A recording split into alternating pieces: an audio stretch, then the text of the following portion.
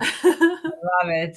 Hello, hello, hello. Today I am here with Deena, and we are talking all about mindset and infinite abundance. I am super excited. This is going to be so much fun. For those of you that don't know me, I am Sabrina Victoria. I am the host here at Her Talk Show. Listen, if you have not already subscribed to this podcast, what are you waiting for? These podcasts are guaranteed to have you thinking differently about life.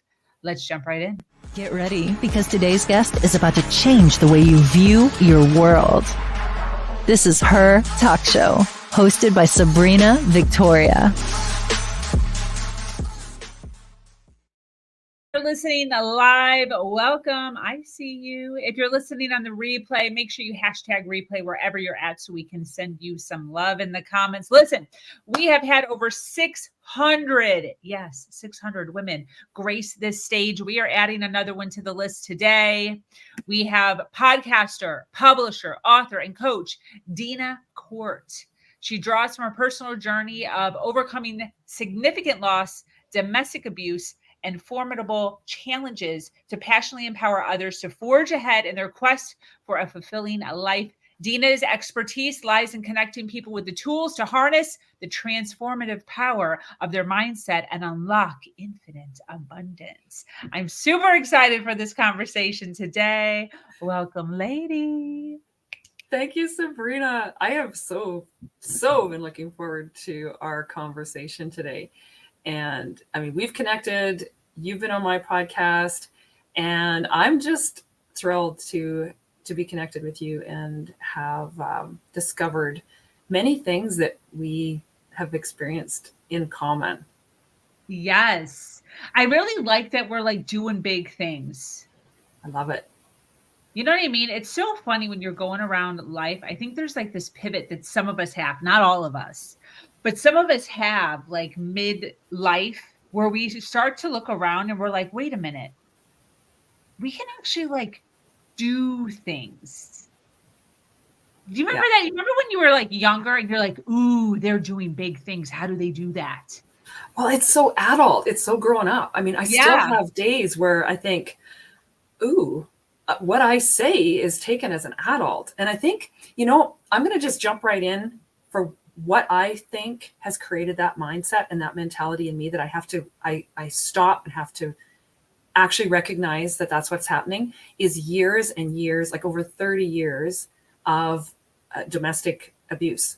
Yeah. And I really honed that skill to be invisible and to try and create a safe space because I'm just, you don't know where the dangers might lie and where the triggers might be. So I got really good at being invisible. So now when I do something where I speak and people take that with a lot of weight and respect and think it's almost scary. It almost sets me back on my butt going, ooh, I got to be careful what I say because I'm actually being heard. I'm being seen. And it's empowering. It's encouraging. It's exciting, but it does have a scary element. I don't know. Have you encountered that?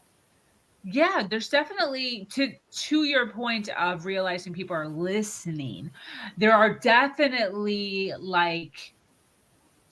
definitely some double thinking sometimes as far as people are listening.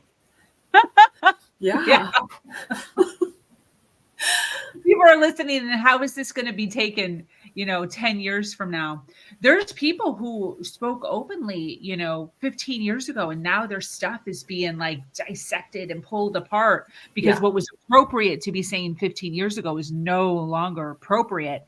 And people aren't quite registering the difference in time and mental health that is seen now that was not seen back then. And people are not happy.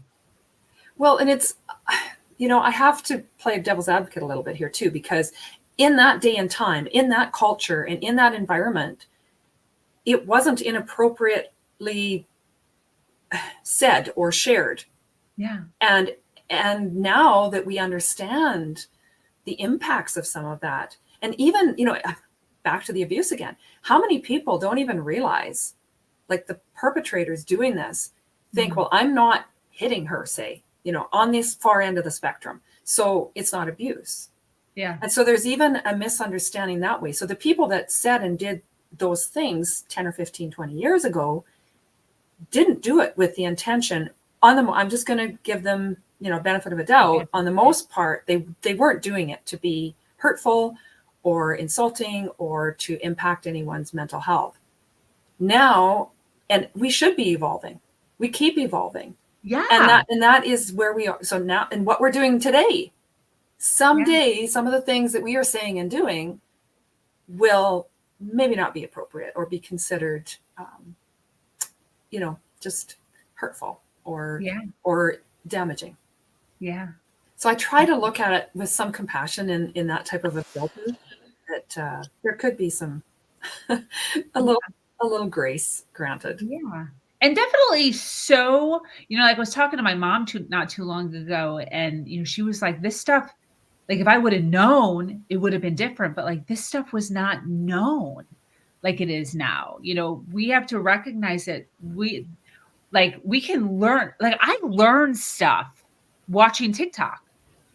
Like I actually learned things watching 3-minute, 4-minute videos, that I did not know before. That was not even an option back then. Like you just, go to the library, you had to go the titles or the freaking analog. You didn't even know what you were looking for to even know what you were looking for, So yeah, it's definitely a change in time. I want to talk a little bit about, this concept that you talk about as far as beyond appearances. Yes. What does this mean? Tell us what this means to you. What this means to me, and I spoke recently at a conference where the theme was what I know now, and every speaker spoke to what they know now. And my two main points of what I've learned and what I know now is that things are not always as they appear, and everybody has a story. And that is the beyond appearances. Things are not always as they appear. So, I gave some examples of areas that I've come across that things are not always as they appear, like dating apps, for one thing, credit card statements. A personal pet peeve of mine is sports car transmissions, which sounds, anybody who knows. I can't tell you how many sexy sports cars I've seen at a car show, and you walk up and lean in and what? It's an automatic. What? I'm just like, who does that? How is that even so that's a little pet peeve. That's on the side. Anybody who knows. Things are not always as they appear. And if we go through life that way, for an example, I gave at that conference, you might feel an imposter syndrome as you walk in. And you're surrounded by these entrepreneurs, and you assume that they are far more successful, far more confident than you feel. But if that's how you approach that day, you're going to miss so many networking opportunities, because the majority of people the most famous people we know, the most rich and successful people we know, even today still will struggle with imposter syndrome and feeling not enough, or feeling like they don't fit, or that they're just a fake in some ways. And having that type of a filter that we see everybody through, we create a more compassionate opportunity to connect, because you're going to miss all these opportunities. That's just one example. That's in a business sense. But when you look in a personal sense, how many people are living and struggling with something? It might be their health. It might be concerns. It might be abuse. It might be mental health issues. Who knows what? Everybody has things that they're concerned about. There's no scaling that, and there shouldn't be judgment. It should be curiosity. Let's get curious. Let's have compassion and see beyond what the initial appearance is. Ask some questions. Compliment somebody, and then take it a step further. Like, I love your glasses, and how long have you worn glasses? Or that's a cool accent. Where are you from? Or, start getting curious and seeing beyond those initial appearances. Create some compassion. And when it's harder to hate somebody up close, and when you take that opportunity to speak with them or connect with them, because we have so much disconnection, hate, fear, judgment. Let's get past that. Let's get beyond that and create some compassion. That's really my, things are not always as they appear, and everybody has a story. Let's get to learn and who we are, create that space of curiosity and those connections. That's what that's about. Yeah, I love this new word, curiosity. It just like lightens the mood everywhere. Mm-hmm. It's a fun word. It really is. And it can literally open up anything. Like anything. Like different foods, all the way to, crazy arguments. It's true. Or as you ask and start to sense things, and it can lead down to helping someone find safety or assistance and support with their mental health. It isn't always a cheery, exciting, fun path that you uncover. And that's what we have to be prepared for. Yeah, absolutely. I think it's really important. Another event I was just keynote for was for an organization that supports people and families around family violence. And the theme was just disrupting the stigma. That is where the disruption of stigmas starts, at the point that the conversation gets cringy and awkward. That is usually where we stop. It's like, whoa, time out. No, that's getting uncomfortable. So how about those Oilers, or how about the football team in your neighborhood, whatever it might be. Oilers is our hockey team. We are like, whoop, let's not go there. That's none of my business, or I don't want to hear, I don't want to get involved. Somebody else will help them with that. And it might be that they say something that hints towards thoughts of harming themselves. It might be, whatever around, again, I say abuse because that is so close to my heart. So let's not just turn away and when things are awkward. That's the spot where that's an invitation. That's them testing the waters to see, are they safe to have that conversation. And I think so many of us are afraid of it because we don't feel like we have anything to offer. We don't feel empowered to help them. So do something before you step out into the world so that you are more prepared. It can be as simple as I carry a pad of sticky notes or a pen from that organization, for example. And that is a safe piece of information I can hand to somebody that isn't going to jeopardize their safety. This is just an example. Or be aware of what support is out there for people around mental health. Try and be aware of what is there in case you do have a conversation with someone, or somebody who might have that information and you could connect them. And I think if we feel like we've got something to offer, we're more open to those conversations. Yeah. I totally agree with that, for sure. I know that you talk a lot about human value versus analytic value. Is that right? Mm-hmm. Yes. I would love for us to jump into that. Okay. So how many of us have had a random person pop up on our Facebook feed or our Instagram feed or Twitter or whatever it might be, right? LinkedIn. And we're like, who the hell? What? Who's that? Like, I don't remember this person. How are we friends, or how are we connected? Like, who is this? And this can happen, or an email pops up, whatever it might be. That person, at some point, you valued enough to connect with. You might not remember why or how or who connected you to them, but they are there. So they did have a value at some point. Now, from a business sense, let's say they either were a potential client, or they were a client, or they potentially could lead you to there was some benefit. You analyze numerically, how could, they benefit you or you benefit them. So you are linked. There's something there, right? It's either numerically that, this was going to benefit your business, your bottom line, or they were just a great connection so that you could reach more clients, whatever it might be. So we look at people through that type of an analytical filter. But what I'm encouraging people to do is pause and think, okay, let's get curious again. What is their human value? Like, they're a person. This is a real person. So maybe reach out, send them a DM and go, hey, you just popped up my newsfeed. Like, how are we connected? And maybe they're thinking the exact same thing.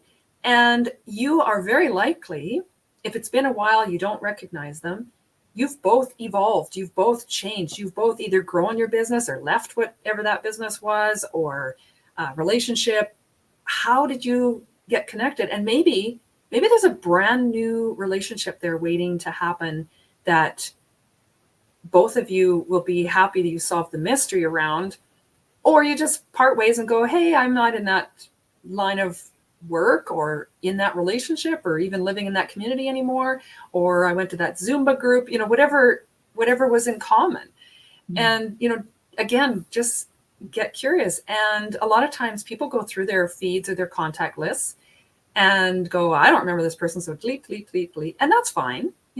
That's there's nothing wrong with that. But if you are curious, or somebody has liked one of your posts and you're like, and then just thank them. Say, hey, thanks for connecting and liking my post. This might seem like a silly question, but remind me how we know each other. And I think when we pause to consider that people are humans, we meet over Zooms. I don't even know how many hours a week on Zoom. That is at least face to face, but really we're so connected or disconnected that if we can create more connections and see the humans, we're more caring and compassionate to others. Absolutely. Yeah, I agree. And what other ways can people use this besides social media? Networking meetings, even if you're just at an event and you just I have a confession. I am an extroverted introvert, and I would be happy to stay at home in my own little cocoon 24/7 and, have my family. But when I get out amongst other people, I can't help myself. But Mom said I was always, even as a little kid, drawn to the wallflowers, really feeling like their pain or their discomfort and wanting to help them feel comfortable. And so I tend to strike up conversations. It might be the teller at the bank or the cashier at the store, or just somebody else looking at an item and just kind of, hey, just visit. And it's amazing how people just light up. Like, oh my gosh, like, I'm not just in the way when this person's trying to shop. She sees me as a human being. And or smile. So start with a smile even. And that person goes, whoa, they just saw me. Like, they saw me, connected with me. It was a positive interaction, and it might just have been a smile. And sometimes that's enough to help that person feel some hope in their world, to feel a little encouragement, to not feel invisible, and to feel that they are a human being seen by other humans and not, we also spent so much time behind masks in the last few years. And you can smile with your eyes. You can tell with people's eyes whether they're smiling at you or not. But I think we need to do more of that. And, sometimes we're afraid. We don't want to send the wrong message, but a smile isn't going to jeopardize your integrity. I don't feel. Once you start with that curiosity, when you approach life that way and see the human value in these other people, they aren't just in the way. So here's another thing. I don't know how many of the people in your audience are kind of, spiritual, and realizing like you can send love out to people. So I read this one time and I don't remember where.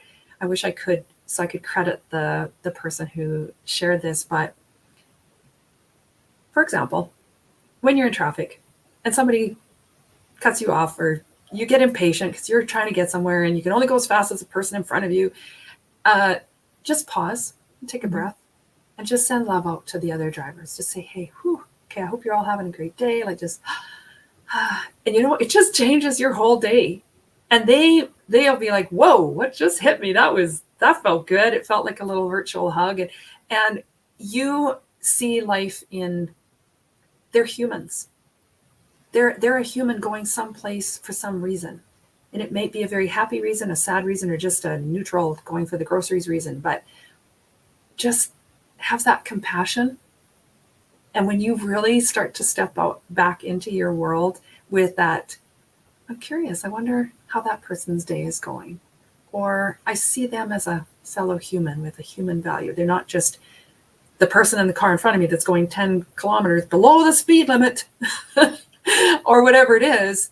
I just think we have such a beautiful gift that is so easy and it's in us. And if we can start there and that will ripple out, it just creates a more compassionate world.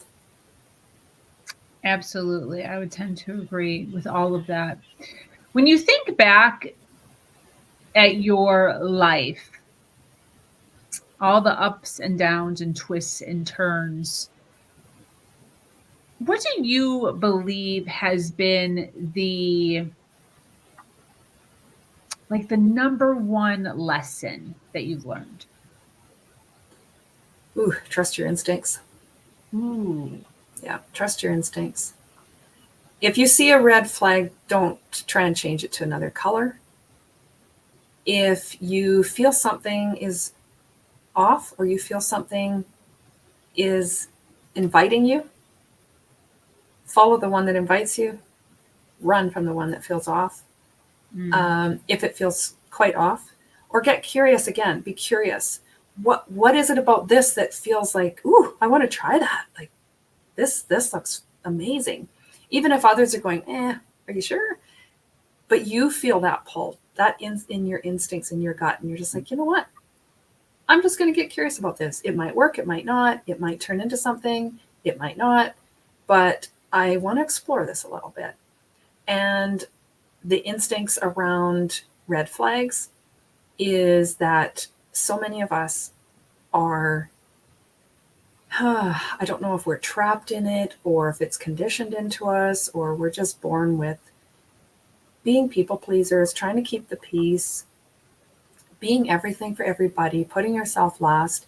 And a lot of the red flags will reinforce that. So when you're feeling that, and you're feeling that, that kind of discomfort, that maybe some resentment towards the people or the situations that you're feeling so compelled to please, those start to listen to those things. We shut them up for whatever reason. Sometimes it's survival instinct, but they're there. They're very important. Now, there's an incredible book by Gavin de Becker called The Gift of Fear.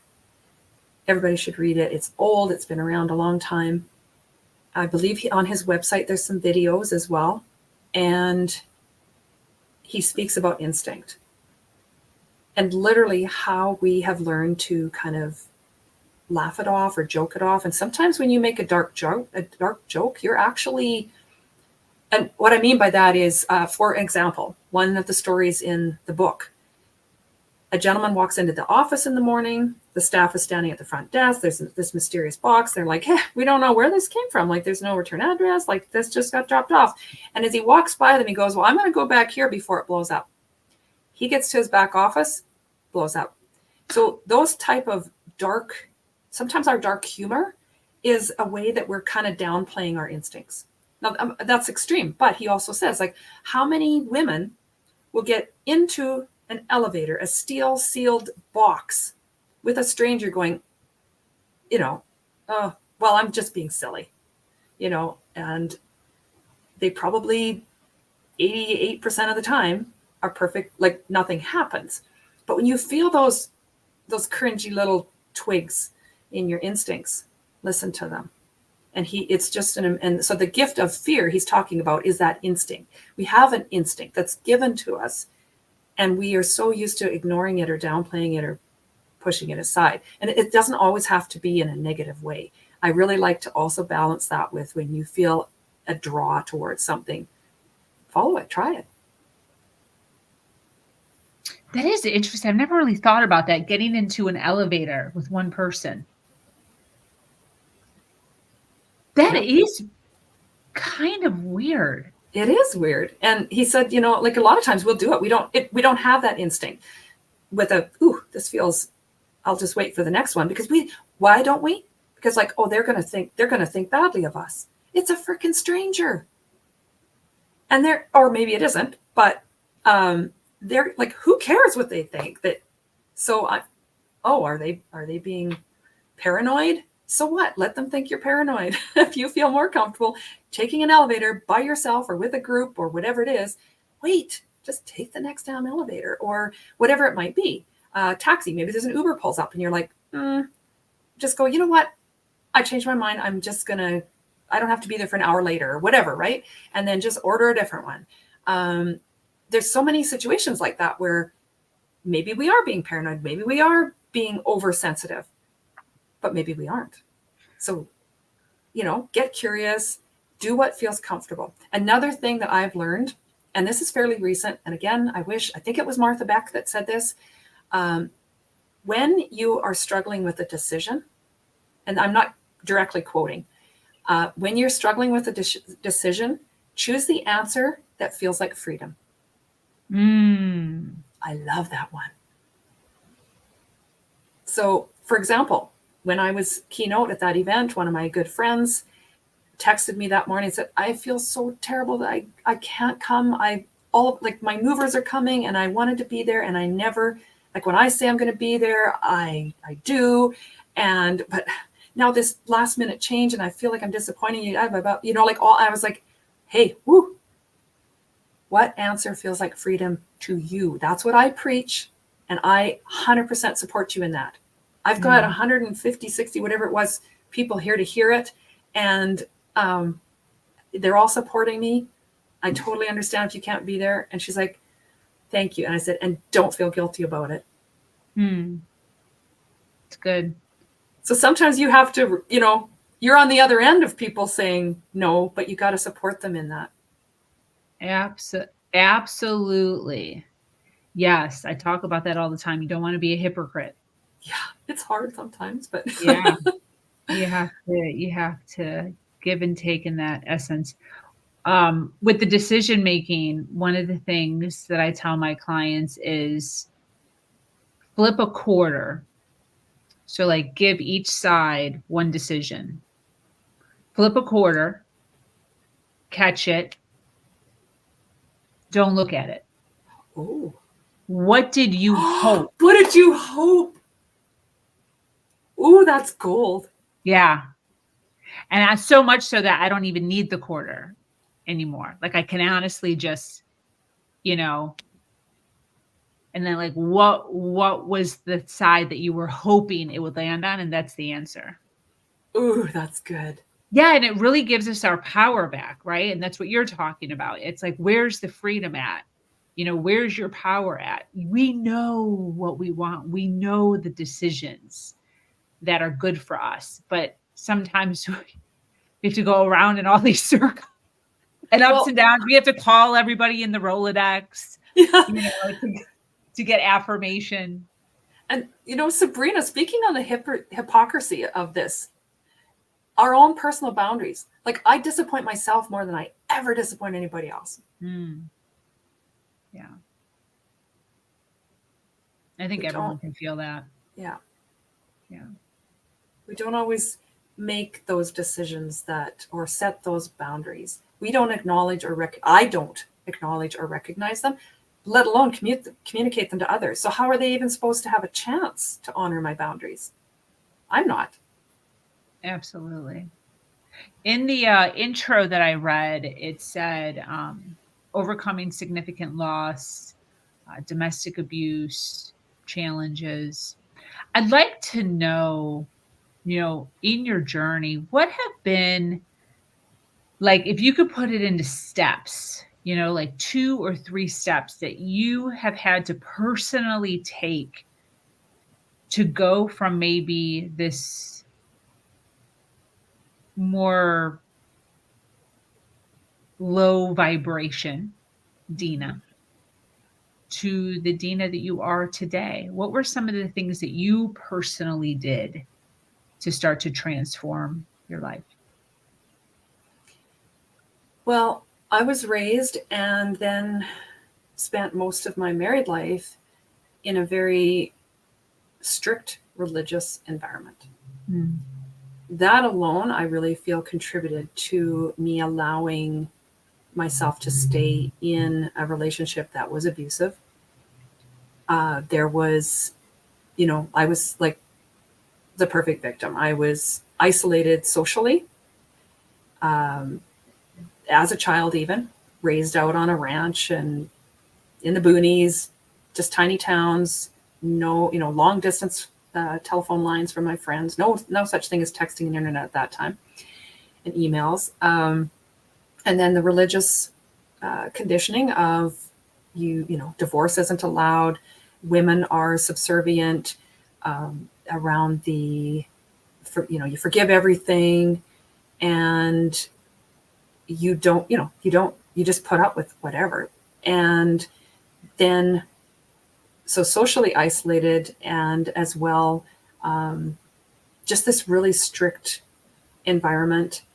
And being the oldest child as well, my parents kind of learned on me. I had 3 younger brothers, also the only girl. So I was living kind of a double life because my mom created this environment where we didn't always tell dad about the things that we did that she didn't think he would approve of. So when this person comes in and they're, appear successful and very confident and socially, socialize, socially adept. And so I just thought, hey, this is an escape. I want out. So that was really set me up for that low vibe. But I have such a strong, I've always felt I have such a strong internal spirit. And I was raised to believe, in a God. Now, I think innately we believe in some higher entity. In the religion I was brought up, it was God. I've since swapped that out to be, the universe, source, whatever that might be. And that has always been my guiding light as far as when things got really crazy and, I was questioning my own reality and all the crazy making and all the narcissistic abuse. I kept thinking, but this higher power is more powerful than this person and this environment. And I kept thinking, okay, but that's more powerful. So I know there's something more powerful than the control I'm being controlled with, and it's coercive control, which I didn't understand it until I got out of it. And then looking back, I've learned more and more and more of what that really was and why it was just so horrible. During that time, I lost 2 brothers as very young men, 26 and 34, in 2 separate motor vehicle accidents, just instant gone. And what that reinforced in me is, holy shit, like life can end so short. And there was a lot of anger and pain and grief around that. And just going like, I remember visiting the graveside and just going like, what the fuck? Like, why did you die? And, going through some of those stages that, and it isn't linear, but it reinforced in me that life is short. And I've had to come to the conclusion that they had a purpose. Mm-hmm. They lived it. That was the time that they were allotted. That was it. Yeah. And I have if I wake up, I still have a reason to be here. Mm-hmm. I have a purpose. There's something I'm here for. So make some good of it. And what happened years down the road is that then I happened to come across something that it was pictures of one of the accidents I hadn't seen. I took this major punch to the gut feeling, like I actually couldn't breathe. It physically manifested, and it was years after. And I then sought mental health support through a psychologist. She nailed it right away and goes, why 9 years later? And then even longer for the 18 years for the first one that had died. Why have you not dealt with that grief? Like, what is your life like? And that's when she helped me uncover the survival mode I was living in. There was not time to process that grief. I couldn't allow that time. So as I walked through that and started to learn and realize what I was living, the whole time being very hopeful about this higher power, that I eventually left that situation. And when I left that relationship, it was just one of the most beautiful gifts I've given myself. And my children. They were already adults, but just to get that freedom and start to heal, that has been the whole time this powerful, universal, whatever, this higher power has protected me, has led me, has given me hope and encouragement, and of so much abundance. And so that's what and I realized looking back that when I made certain decisions in my mind going, okay, this has to happen, that I manifested it. And we do that without intention, but we can learn to do it with intention.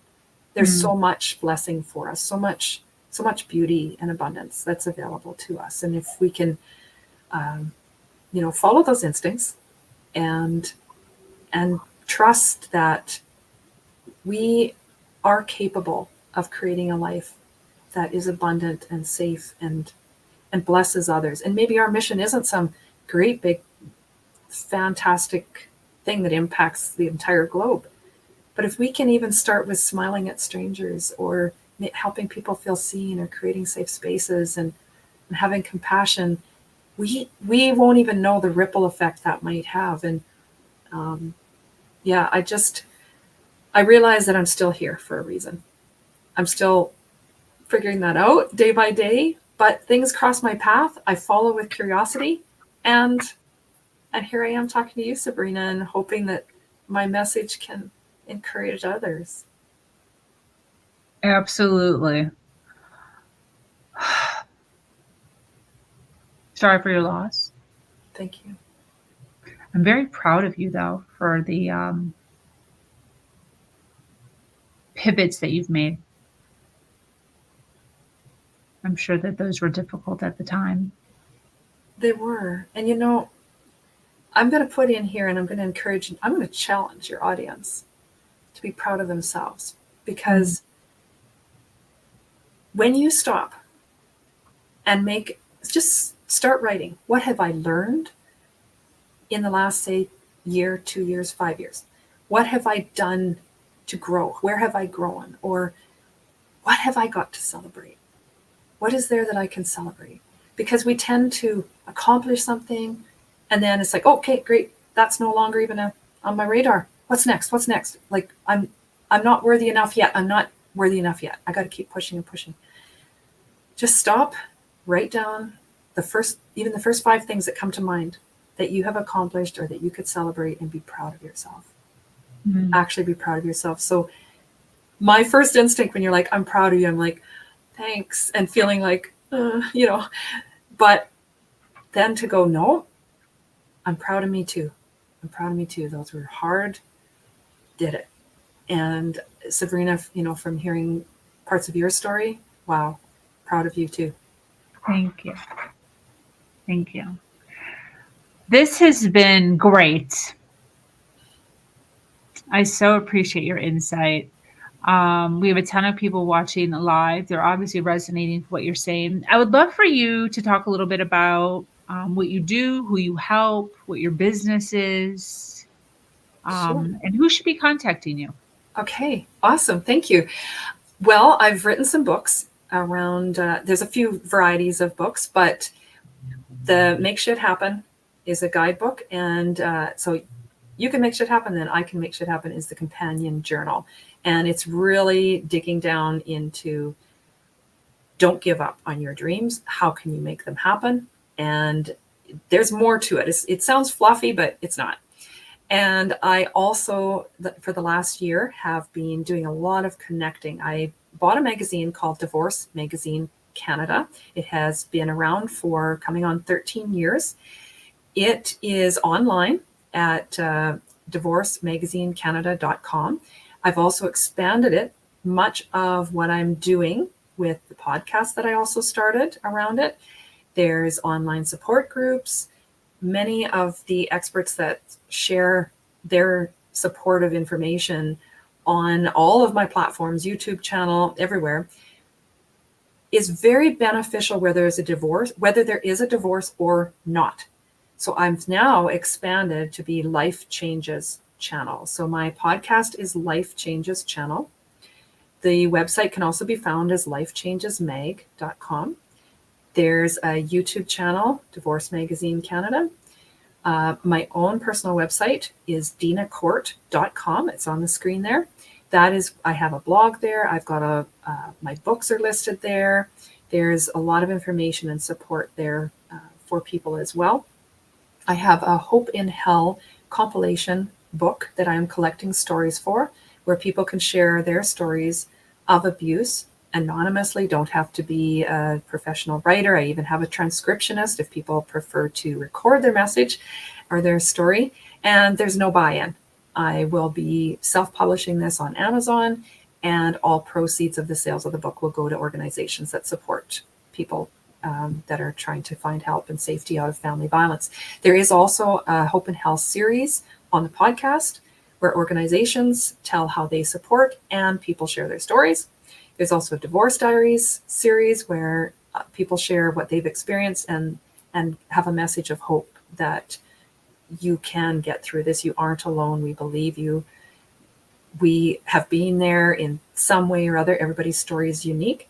And the magazine is also going to have Life Changes magazine, where we will address everything from, grief and loss to careers, education, lifestyle, relationships, retirement, so many major life changes that people face in their life and just feel like, where do I turn? They hop on Google and often can find resources, but I want to help connect them with, very credible people that they can meet. The online support groups are via Meetup. They're free. They're all listed on the events page on the Divorce Magazine website, and they're free, and anybody is welcome. I've had guests from North America, across Canada, and they are really appreciative of finding a group that cares and helps. We don't get all down in the weeds with their story, but it's where are you stuck, and do we know of a resource that can help you where you're lacking information or support. And some of them, they're just like, okay, well, I'm not alone. This is just such a relief that, and there's men and women. It's, like dads will come on and share their stories, their struggles with parenting, say, and other dads are like, yeah, me too, or whatever. So I welcome anybody to find me there. I'm on Facebook as well. It's You Glow Girl. So that's a UGLOWGRL. And of course, all of that's linked on my website. So you don't have to remember all of the places I am. But I just really. Where do you hang out on social media the most? Instagram. Instagram. Under your name? No, actually, it's the You Glow Girl. So that would be, if you go to deenakordt.com, that link will be on the website. Beautiful. Awesome. So for those of you listening live, deenakordt.com, and then her social media is listed there for anyone who wants to follow. This has been phenomenal. I loved it. Thank you. I feel like I did all the talking, but It was awesome. I so appreciate you being here. I love what you are doing. I love the pivots that you are making. And just what a great role model and example of, being in a situation, having challenges, and continuing to get up, continuing to refocus and make an impact. Make an impact. which is what we should all be doing. Yeah. Don't give up. You're not alone. Yeah. Don't give up. Your story matters, just like what you said. Well, this has been phenomenal. Any closing thoughts as we wrap up? Be kind to yourself. Yeah.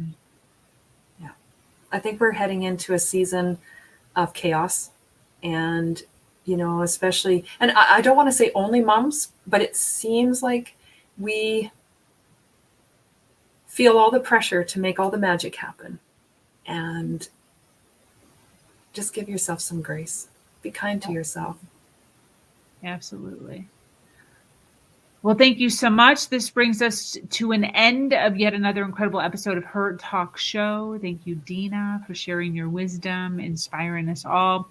To our dedicated listeners, thank you for staying with us into the end. Remember to follow, like, and share. Once again, I am your host, Sabrina Victoria. I invite you to join our amazing community, Her Nation, where we continue to have conversations just like this that promise to uplift you every step of the way.